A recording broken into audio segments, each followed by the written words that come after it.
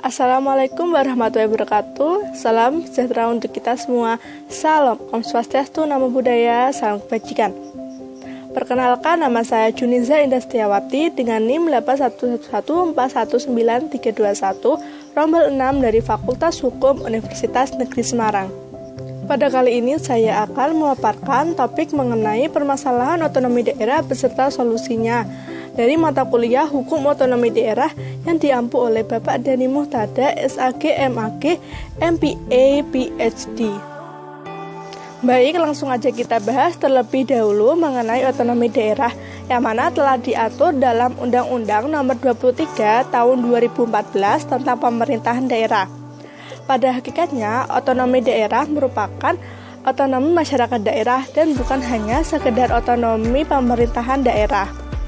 Sehingga dalam pelaksanaannya pun harus berorientasi pada masyarakat. Kemudian pertanyaannya, bagaimana pelaksanaan otonomi daerah di Indonesia? Tentu di beberapa daerah di Indonesia sudah berjalan dengan baik.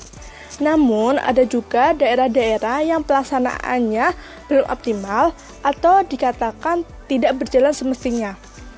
Salah satu faktor penyebabnya yaitu terjadinya tindak korupsi yang dilakukan oleh oknum-oknum di pemerintahan daerah yang tidak bertanggung jawab.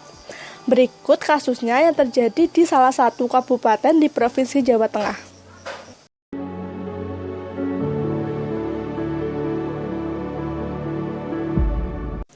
Dari kasus tersebut diketahui bahwa Kejaksaan Negeri Blora menyita uang hasil dugaan korupsi anggaran kunjungan kerja atau Kunker daerah pada Satuan Kerja Sekretariat DPRD Blora periode 2014-2019. Dalam kasus ini, Kejaksaan Negeri Blora telah meminta keterangan dari anggota-anggota DPRD tersebut hingga jajaran Sekretariat DPRD.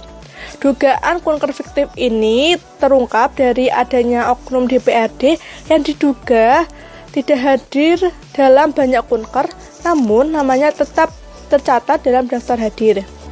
Berdasarkan keterangan pelaksana tugas Kepala Badan Pendapatan, Pengelolaan dan Aset Daerah atau BPPKAD Blora menjelaskan bahwa uang yang disita oleh Kejaksaan sekitar 625 juta.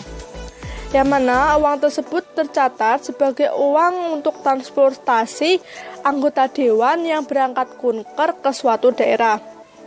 Dalam kasus ini, terduga telah mengembalikan uang tersebut ke kas daerah.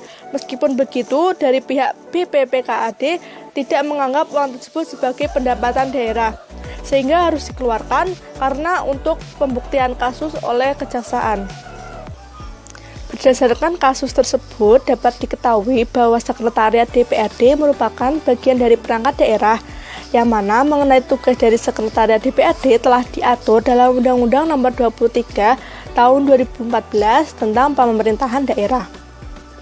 Dan juga mengenai tugas dan wewenang dari DPRD Kabupaten atau Kota telah diatur dalam Undang-Undang Nomor 9 Tahun 2015 tentang perubahan kedua atas Undang-Undang Nomor 23 Tahun 2014 tentang Pemerintahan Daerah.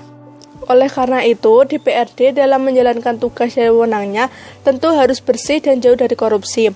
Meskipun dalam kasus tersebut terduga telah mengembalikan uang hasil korupsi ke kas daerah, namun tetap saja terdapat perilaku tidak jujur dan tidak bertanggung jawab di sini. Karena hal itu yang membuat otonomi daerah dikatakan gagal dalam mengatur urusan pemerintahannya sendiri.